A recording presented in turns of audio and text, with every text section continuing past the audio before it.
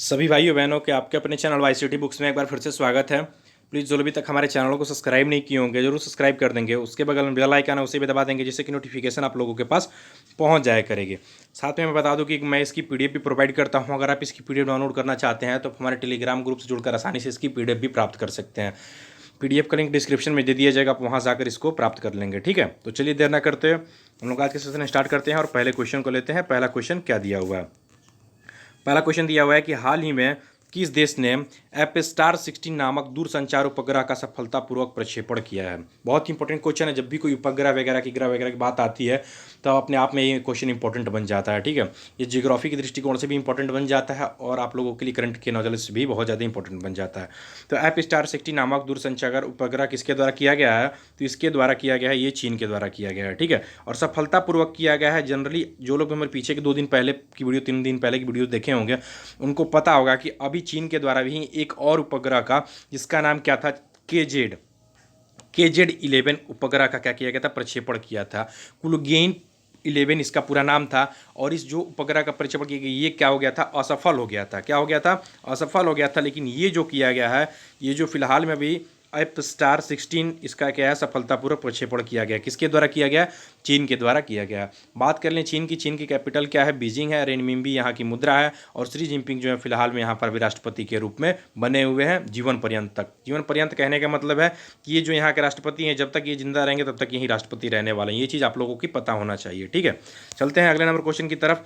अगला number question क्या दिया हुआ है कि हाल ही में किस संस्थान ने विश्व का सबसे सस्ती कोविड-19 डायग्नोस्टिक किट क्रोशेयर को तैयार किया है? देखिए अपने आप में भी क्वेश्चन इंपॉर्टेंट है और थोड़ा सा एक बार फिर से रिवीजन कर लेते हैं क्वेश्चन को। क्या दिया हुआ है कि किस संस्थान के द्वारा विश्व की सबसे बड़ी व सबसे सस्ती किट को, क्या है, डायग्नोस्टिक किट है, इसका नाम क्या दिया गया है? क्रोशेयर।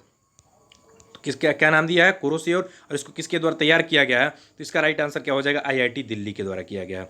आईआईटी दिल्ली के द्वारा क्रोशेयर नामक अभी विश्व की सबसे सस्ती किट को तैयार किया गया है। और इस किट का जो लागत है वो कितना है? 650 रुपये तक की है। मार्केट में क्या हो जाएगी? ये अवेलेबल हो जाएगी। पर किट की बात कर रहा है। ठीक है, कितने रुपए में? 650 रुपये में। अच्छा, हम लोगों ने देख लिया अभी आईआईटी दिल्ली के द्वारा किया है। आईआईटी दिल्ली से संबंधित 1-2 पॉइंट और भी देख ले रहे हैं हम। देखिए आप लोग हमारे साथ साथ रिवीजन कीजिए। कोपाल 19 क्या है? कोपाल 19 नामक अभी हाल ही में कुछ दिन पहले एक अभी एप्लीकेशन बनाया गया था। किसके द्वारा बनाया गया था? आईआईटी दिल्ली के द्वारा बनाया गया था। इसके अलावा बात कर ले रहे हैं कि अभी क्या बनाया गया था? एक धोकर मास्क पहनने के लिए अभी नो सेफ नामक एक मास्क को तैयार किया गया था। क्या? No safe. अभी इन सेफ, इसको ये कहीं कहीं नो सेफ भी दिया गया था। ठीक है, तो इसको अभी तैयार किया गया था। साथ में बता दूं कि प्रकृति नामक एक डैशबोर्ड भी तैयार किया गया था। किस नामक? प्रकृति नामक एक डैशबोर्ड भी तैयार किया गया, तो वो भी आईआईटी दिल्ली के द्वारा। तो इस तरह से जो भी चीज़ें हैं आप लोग चेन बनाकर याद करेंगे तो आसानी से याद हो जाएंगी। अच्छा, ये किसके द्वारा इसकी घोषणा किया गया? तो रमेश पोखरियाल निशंक है, उन्हीं के द्वारा इसकी घोषणा की गई कि अभी आईआईटी दिल्ली के द्वारा इसको बनाया गया है। ठीक है, चलते हैं अगले नंबर क्वेश्चन की तरफ। अगला नंबर क्वेश्चन क्या दिया हुआ है कि हाल ही में एएआई ने नागरिक उड्डयन क्षेत्र में सहयोग करने के लिए किसके साथ समझौता किया है? देखिए यहाँ पर भी अभी एमएचआरडी की बात आई है, बात कर ले रहे हैं अभी बाद में उसकी। देखिए एएआई की बात कर लें थोड़ा सा। एएआई है क्या? देखिए जितनी भी अभी आप लोगों को पता होगा कि जितनी भी उड्डयन से संबंधित चीज़ें आती हैं ये रेगुलेट करता है। किसके द्वारा किया जाता है? एएआई के द्वारा से संबंधित जितनी भी चीज़ें की जाती है। इसका पूरा फुल फॉर्म क्या होता है? तो एयरपोर्ट अथॉरिटी ऑफ इंडिया। क्या है? Airport authority of India. और इसी के द्वारा अभी नागरिक उड्डयन के क्षेत्र में अभी किसके साथ समझौता किया गया है? तो बीईएल के साथ समझौता किया गया है। देखिए भेल अलग है, बीईएल अलग है। बात कर ले बीईएल का पूरा फुल फॉर्म क्या होता है? तो बीईएल का जो फुल फॉर्म होता है भारत इलेक्ट्रिकल लिमिटेड होता है। क्या होता है? भारत इलेक्ट्रॉनिक्स लिमिटेड इसका पूरा फुल फॉर्म है। और इसी के साथ अभी समझौता किया गया है। और ये बात कर ले हम कि अभी फिलहाल में इम्पोर्टेंट क्यों है? देखिए तो अभी अभी हम लोगों ने कुछ दिन पहले भी देखा था कि अभी अभी सॉरी वो भेल के साथ था। भेल का अभी जो भी कोविड-19 से संबंधित जो भी परेशानियां आ रही हैं उसको देखने के लिए और उससे अभी अभी गरीब लोगों को मदद पहुंचाने के लिए भेल के साथ समझौता किया गया था। ठीक है, भारत सरकार के द्वारा। उसी तरह हम लोग बीईएल देख रहे हैं। तो बीईएल ने क्या किया? एआई जो कि भारतीय अभी एयरपोर्ट अथॉरिटी ऑफ इंडिया जो है अभी किसके साथ समझौता किया? बीईएल के साथ समझौता किया। अच्छा, हम लोगों ने देख रहे हैं कि बीईएल आया तो इसकी स्थापना कब हुई थी? तो 1954 में स्थापना हुई थी। कब हुई थी? 1954 में हुई थी। बेंगलुरु में इसका हेडक्वार्टर है। और बात कर ले कि एमवी गौतम जो है फिलहाल में इसके हेड के रूप में बने हुए हैं। अच्छा, एएआई आया है तो इसके बारे में भी हम लोग थोड़ा सा देख ले रहे हैं। अभी हम लोगों ने इसका पूरा फुल फॉर्म देखा। क्या है? एयरपोर्ट अथॉरिटी ऑफ इंडिया, इसकी स्थापना कब हुई थी? तो 1995 में हुई थी। हेडक्वार्टर कहाँ पे है? तो न्यू दिल्ली में इसका हेडक्वार्टर है। और अरविंद सिंह जो है, कौन? अरविंद सिंह जो है फिलहाल में इसके हेड के रूप में बने हुए हैं। ठीक है, चलते हैं अगले नंबर क्वेश्चन की तरफ। अगला नंबर क्वेश्चन क्या दिया हुआ है कि हाल ही में मानव संसाधन विकास मंत्री डॉक्टर रमेश पोखरियाल निशंक ने किस योजना का शुरुआत किया है, या इस योजना दिया है, चलिए वो भी सही है। तो इसका राइट आंसर क्या हो जाएगा? इसका राइट आंसर हो जाएगा भी निष्ठा नामक योजना को शुरुआत किया गया है। आपको पता होना चाहिए, देखिए बार बार क्वेश्चन में आता है कि मानव संसाधन विकास, ये तो आप लोग रट चुके होंगे कि जो भी चीज़ें होती है रमेश पोखरियाल निशंक के द्वारा शिक्षा संबंधित जो भी चीज़ें आती हैं, योजना संबंधित कुछ ऐसी योजनाएं हो इससे आप लोगों को रेगुलेट किया जाता है, किसके द्वारा किया जाता है ये इंपॉर्टेंट बन जाता है। कृषि की चीज़ है तो नरेंद्र सिंह तोमर के द्वारा किया जाता है, स्वास्थ्य से संबंधित चीज़ है तो डॉक्टर हर्षवर्धन के द्वारा किया, शिक्षा के क्षेत्र से संबंधित है तो रमेश पोखरियाल निशंक। तो ये सब चीज़ें आप लोगों की रटी हुई होनी चाहिए, ठीक है, क्योंकि ये सब भी क्वेश्चन पेपर में देखने को मिलते हैं, स्पेशली फॉर आरआरबी में देखने को मिलते हैं। तो ये कहाँ से? हरिद्वार से सांसद है और इन्हीं के द्वारा भी क्या किया गया है? तो आंध्र प्रदेश के अंदर, किसके अंदर?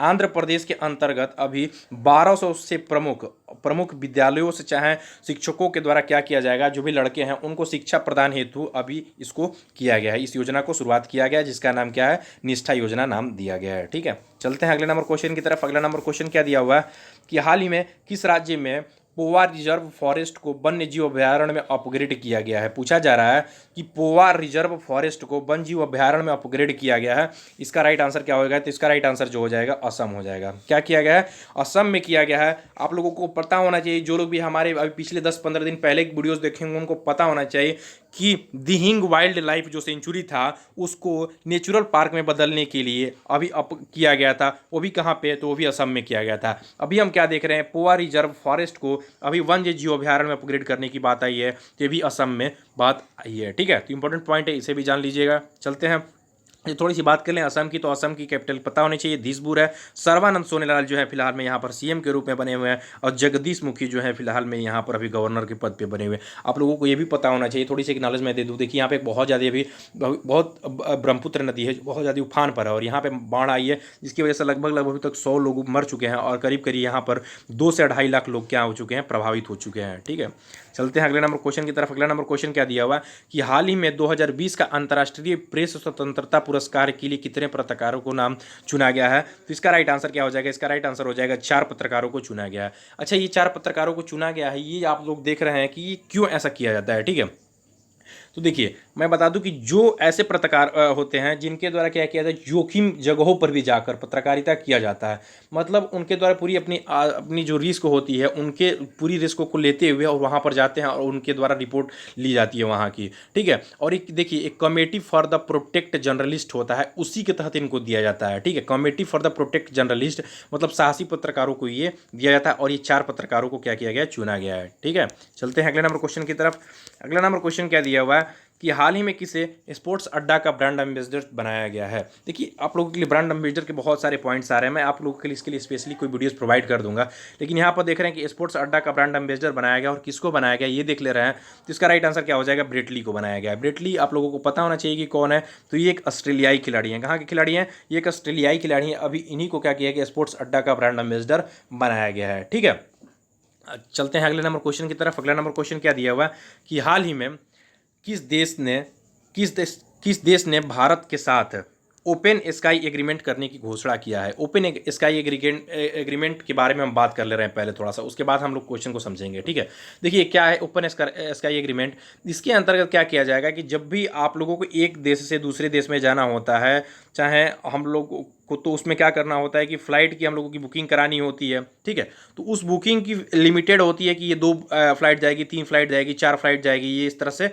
फिक्स होती है। ठीक है, और ये एक देश मतलब फिक्स होता है कि इस देश में क्या करेगा कि लिमिट फ्लाइट्स भेजेगा। लेकिन जब ये ओपन स्काई एग्रीमेंट के अंदर जब शामिल हो जाता है, तो वो अपने हिसाब से कितनी भी फ्लाइट्स को भेज सकता है, और किसी भी कंपनी के द्वारा कोई भी फ्लाइट्स भेजी जा सकती है। ठीक है, तो ये इंपॉर्टेंट पॉइंट है, जरूर ध्यान दे दीजिएगा। अच्छा, एक ओपन स्काई एग्रीमेंट होता है, और आप लोग अभी 2-3 दिन पहले सुनते चले आ रहे हैं कि ओपन स्काई अभी एग्रीमेंट के अलावा एक ओपन स्काई अभी संधि भी होती है, उसको हम लोग क्या जानते हैं? ठीक है, तो देखिए क्या होता है कि उसके अंदर एक ट्रीटी के नाम से हम लोग जानते हैं। ठीक है, ओपन स्काई ट्रीटी या संधि के नाम से जानते हैं। तो उसके अंदर क्या होता है कि अभी एक देश क्या होता है कि दूसरे देश के ऊपर अपने विमान को आसानी से उड़ा सकता है और उसकी निगरानी को, उसके बारे में चहल पहल की जानकारियों को ले सकता है। इसी के तहत अभी क्या हुआ है कि अमेरिका क्या हुआ है, इससे अलग हुआ है। ठीक है, जो रसिया के साथ हुआ था जिसके वह अलग हो गया है, जिसमें रसिया के द्वारा अमेरिका के द्वारा ब्लेम लगाया गया था कि वो रसिया क्या कर रहा है कि विभिन्न प्रकार की उसकी जानकारियों को कलेक्ट कर रहा है ओपन स्काई ट्रीटी के तहत। ठीक है, तो ये इंपॉर्टेंट पॉइंट से जरूर ध्यान दीजिएगा।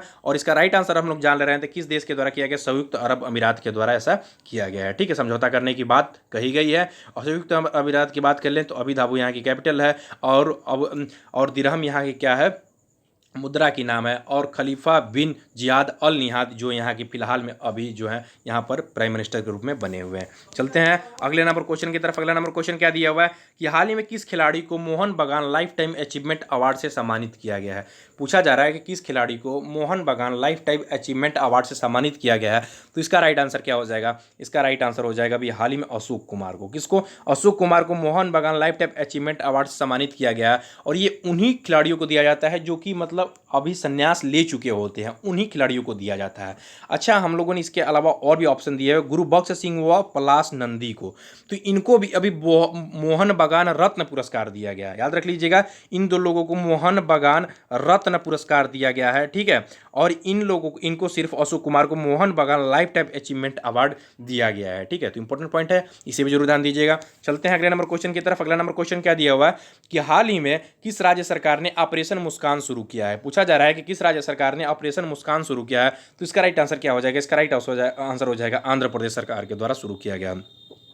आंध्र प्रदेश सरकार ने गुमशुदा बच्चों के लिए, किसके लिए, गुमशुदा बच्चों के लिए ये अभी हाल ही में क्या किया है, ऑपरेशन को शुरू किया है, जिसके तहत 1 से 2 हफ्ते तक इस ऑपरेशन को चलाया जाएगा। और इसके अंतर्गत जितने भी बच्चे गुमशुदा हैं उनकी जानकारियां कलेक्ट किया जाएगा, चाहे इसके लिए कितने भी फोर्स को गठन करना पड़े। ठीक है, आंध्र प्रदेश की बात कर ले तो आंध्र प्रदेश की कैपिटल हैदराबाद है और प्रस्तावित जो अमरावती है। और कौन है, जगन मोहन रेड्डी जो है फिलहाल में यहाँ पर अभी सीएम के रूप में बने हुए हैं। और विश्वभूषण हरिश्चंद्रन जो है यहाँ पर गवर्नर के पद पे बने हुए हैं। चलते हैं कुछ अदर पॉइंट के बारे में डिस्कस कर लेते हैं। अदर पॉइंट क्या दिया हुआ है कि हाल ही में भारतीय रेलवे ने कोरोना वायरस से निपटने के लिए पोस्ट कोविड कोच का निर्माण किया है। किसका निर्माण किया है, तो भारतीय रेलवे ने कोरोना वायरस से निपटने के लिए पोस्ट कोविड कोच का निर्माण किया है। ठीक है, चलते हैं अगले नंबर पॉइंट की तरफ। अगला नंबर पॉइंट क्या दिया हुआ है कि हाल ही में ट्यूनेशिया के प्रधानमंत्री एलिस फॉक, क्या नाम है इनका, एलिस फॉक ने प्रधानमंत्री के पद से इस्तीफा दे दिया है। तो ये इंपॉर्टेंट पॉइंट है, इसे भी जरूर ध्यान दीजिएगा। ठीक है, अच्छा बात कर ले कि यहाँ की अभी मुद्रा क्या है और यहाँ की फिलहाल में अभी कैपिटल क्या है।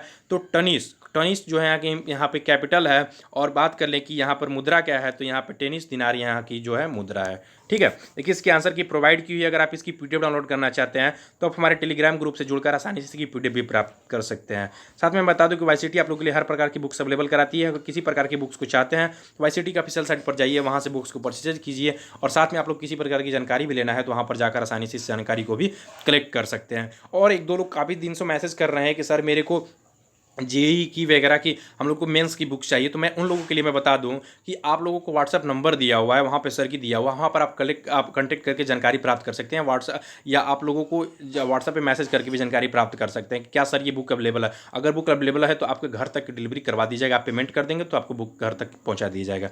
ठीक है, तो चलिए चैनल को सब्सक्राइब जरूर कर लीजिएगा और अपने दोस्तों में भी शेयर कीजिएगा। थैंक यू दोस्तों, थैंक यू।